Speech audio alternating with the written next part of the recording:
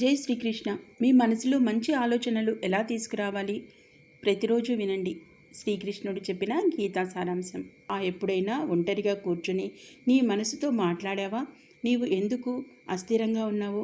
నీలో ఎందుకు భయం ఉంది అని అడిగావా? అని ఉన్నప్పుడు కూడా ఏదో తక్కువగా ఉన్నట్లు ఎందుకు అనిపిస్తుంది? మనం అందరము పరిస్థితులను, విధిని, కాలాన్ని నిందిస్తాం. కానీ నీ ఆలోచనలను ఎప్పుడైనా గమనించావా?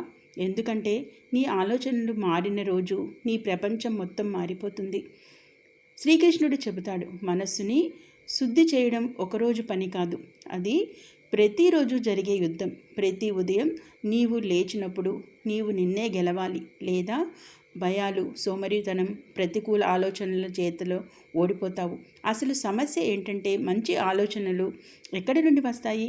అవి మార్కెట్లో దొరుకుతాయా? పుస్తకం తెరిచితే మనసు శాంతిస్తుందా?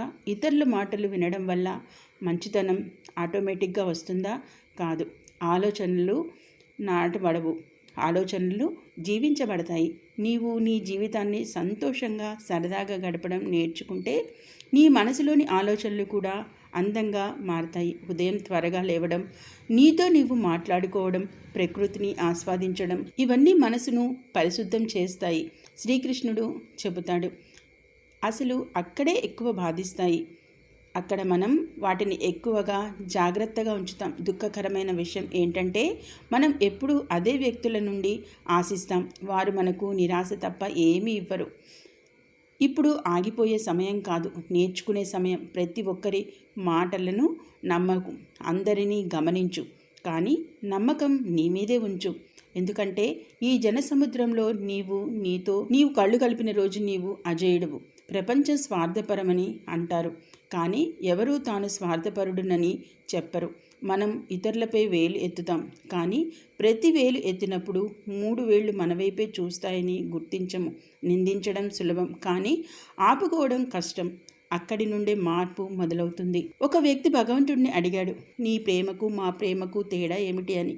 ఈ విషయాన్ని లోతుగా అర్థం చేసుకునే ముందు ఈ ఒక్క విషయం చివరి వరకు వినండి. మీకు నచ్చితే దయచేసి ఈ వీడియోని లైక్ చేయండి, కామెంట్లో జై శ్రీకృష్ణ అని వ్రాయండి. మీరు ఇంకా మా ఛానల్ని సబ్స్క్రైబ్ చేసుకోకపోతే కనుక వెంటనే ఛానల్ని సబ్స్క్రైబ్ చేసుకుని బెల్ ఐకాన్లోని ఆల్ అనే ఆప్షన్ని ఆన్ చేసుకోండి. ఒక వ్యక్తి భగవంతుడిని అడిగాడు, నీ ప్రేమకు మా ప్రేమకు తేడా ఏమిటి? అప్పుడు శ్రీకృష్ణుడు నవ్వి ఇలా అన్నాడు, ఆకాశంలో స్వేచ్ఛగా ఎగిరే పక్షుల ప్రేమ, పంజరంలో బంధించబడిన పక్షులని ప్రేమ స్వార్థంతో కూడినప్పుడు అది పంజరం అవుతుంది. సమర్పణలో అప్పుడు అది ఆకాశం అవుతుంది. బంధాలలో కొలవాలంటే ఎన్నిసార్లు సారీ లేదా థ్యాంక్ యూ చెప్పి ధైర్యం ఉందో చూడు. సత్యమైన బంధాలు అహంకారం లేని చోట, భావనలు నిలిచిన చోటు మాత్రమే ఉంటాయి. నిన్ను ఎవరైనా గుర్తు చేసుకునేలా నీ జీవితాన్ని అందంగా తీర్చిదిద్దు. నీవు వెళ్ళిపోయిన తర్వాత కాదు, నీవు వచ్చినప్పుడు. సత్యం మాట్లాడేవాడు, నీతి మార్గంలో నడిచేవాడు ప్రపంచానికి చురకలు వేస్తాడు. ఎందుకంటే సత్యం సౌకర్యవంతం కాదు, కానీ నీ ఉద్దేశాలు పవిత్రంగా ఉంటే కోపాలు, నిరాశలు ఎన్ని వచ్చినా భయపడకు. సత్యమైన మార్గాల్లో సహచరులు తక్కువ, కానీ లక్ష్యం గొప్పగా ఉంటుంది. ఎవరి ముందు వంగిపోకు, ఎవరు నిన్ను ఆదరిస్తారని ఆశించకు. ప్రేమ, గౌరవం స్వాభిమానంతో పుడతాయి. ఎవరికైనాను ఉనికి భారంగా అనిపిస్తే వాళ్ళను వదిలే.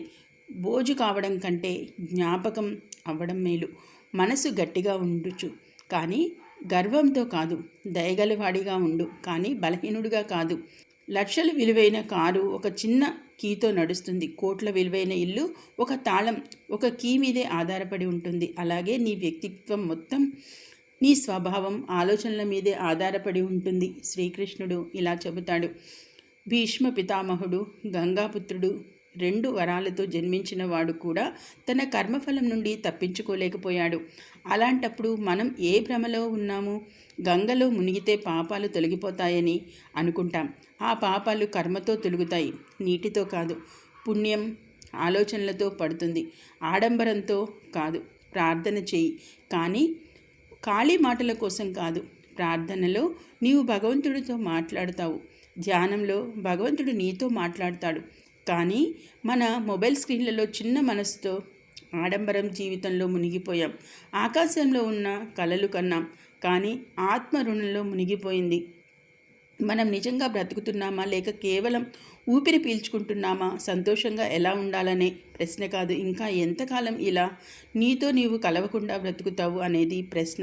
నీవు నిజంగా సంతోషంగా ఉన్నావా? ఈ అసంపూర్తిగా ఉంది జవాబు. కేవలం ఇంకా మొదలవలేదు, ఇంకా చాలా ఉంది. మనసులోతుల్లో నిశ్శబ్దం ఇంకా భగ్నం కాలేదు. కష్టాల బాటలో కాలిన మనిషి బూడిద కాడు, బంగారం అవుతాడు. కానీ ఈ జీవితం అగ్నిలా ముందుకు వచ్చినప్పుడు, దాటడమే మార్గమైనప్పుడు తెలుస్తోంది. గొప్పవాడవడానికి గొప్పగా పుట్టాల్సిన అవసరం లేదు, కానీ గొప్పగా మారాలంటే మొదలు పెట్టాలి. పరిస్థితుల కోసం ఎదురు చూసే వాళ్ళు జీవితమంతా ఎదురు చూస్తూనే ఉంటారు.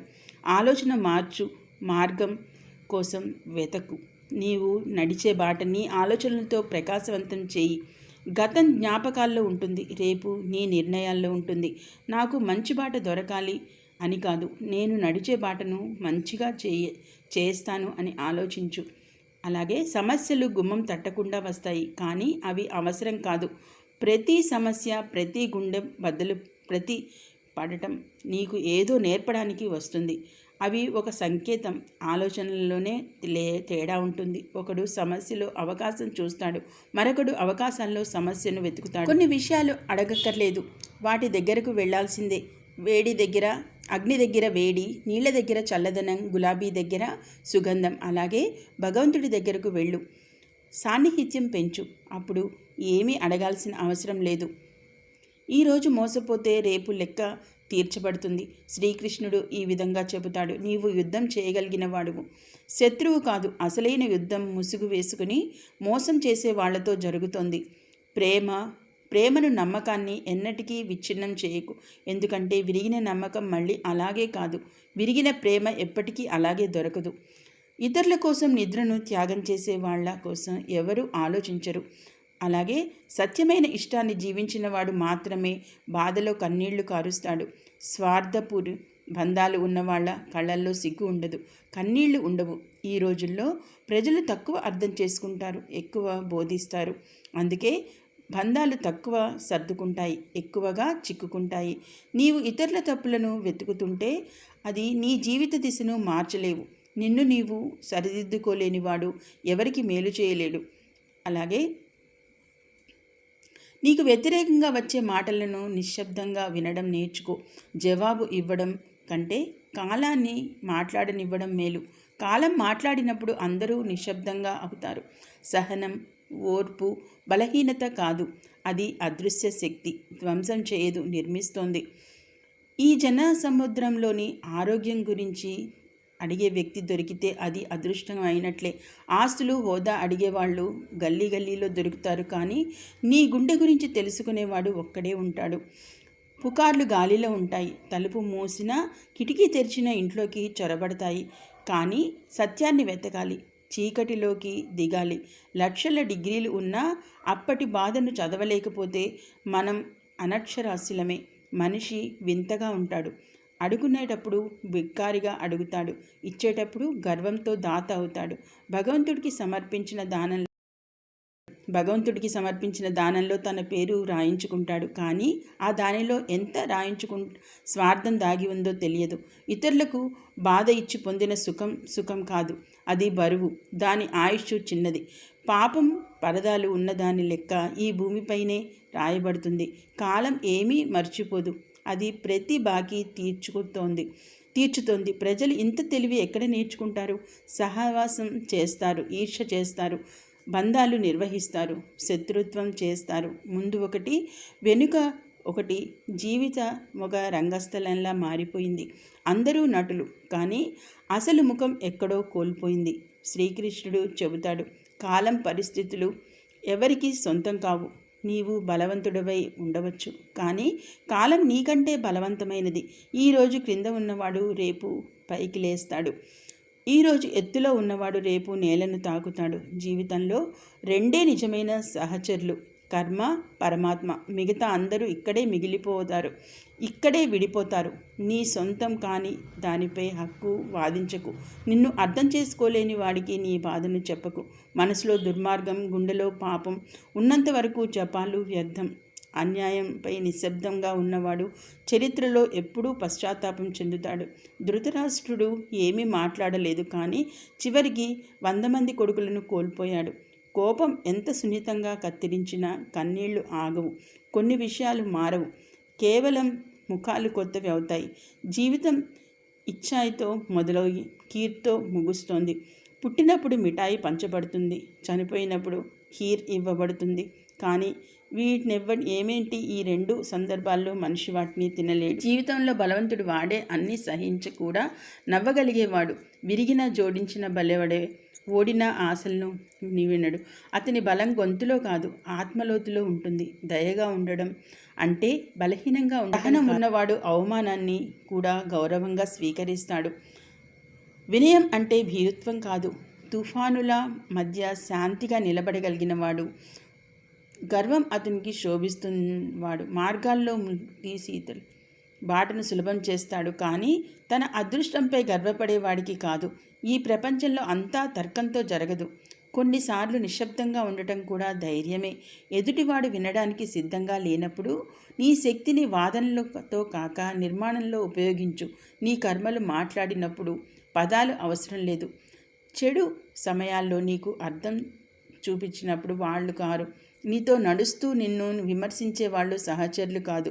బాటలో ముళ్ళు. జీవితంలో అతిపెద్ద అవగాహన ఏంటంటే అన్ని సంబంధాలు సత్యమైనవి కావు. ప్రతి చిరునవ్వు వెనుక భావన ఉండదు. ఎవరి బాధను చూసి నవ్వడం అతి సులభమైన మానవత్వం. ఎవరిని సభలో వారి బాధను గుర్తించడం అతి గొప్ప అవగాహన. ఈ రోజుల్లో ఆడంబరం అనేది అతిపెద్ద వ్యాధి. మనిషి విలువ అతని హోదాతో కొలవబడుతుంది, అతని సున్నితత్వంతో కాదు. మనుషుల ముఖాల కంటే ముసుగులు ఎక్కువగా ధరిస్తారు. మాటల్లో తీపిగా ఉన్నవాళ్ళు గుండెలో అంత తీపిగా ఉంటారని లేదు. కొన్నిసార్లు అతి ప్రమాదకరమైన విషయం అతి తీపి మాటలో దాగి ఉంటుంది. బంధాలు చూపించబడేవి కావు, నిర్ణయించబడతాయి. నిర్వహించడం అంటే అహంకారాన్ని పక్కన పెట్టి ఎవరి కోసం నీవు బిచ్చగాడి చేసుకోగలవు. ఈ రోజుల్లో ప్రజలు ఇష్టాల్లో విశ్వాసం కాదు, సౌకర్యం వెతుకుతారు. నీ బాధను అందరితో పంచుకోకు. ఈ ప్రపంచంలో తమాషా చూసేవాళ్లే ఎక్కువ. సమాధానం ఇస్తుంది నీవు నీపై నమ్మకముంచు. నీవు నీ గొంతు అయిన రోజు ప్రపంచం నిశ్శబ్దం అవుతుంది. ఈ వీడియో మీకు నచ్చినట్లయితే తప్పకుండా వీడియోని లైక్ చేసి మీ ఫ్రెండ్స్ అండ్ ఫ్యామిలీ మెంబర్స్ అందరికీ తప్పకుండా షేర్ చేయండి. అలాగే జై శ్రీకృష్ణ అని కామెంట్ చేయండి. భగవద్గీతలోని మరో మంచి అంశంతో నెక్స్ట్ వీడియోలో మళ్ళీ కలుద్దాం. అంతవరకు జై శ్రీకృష్ణ.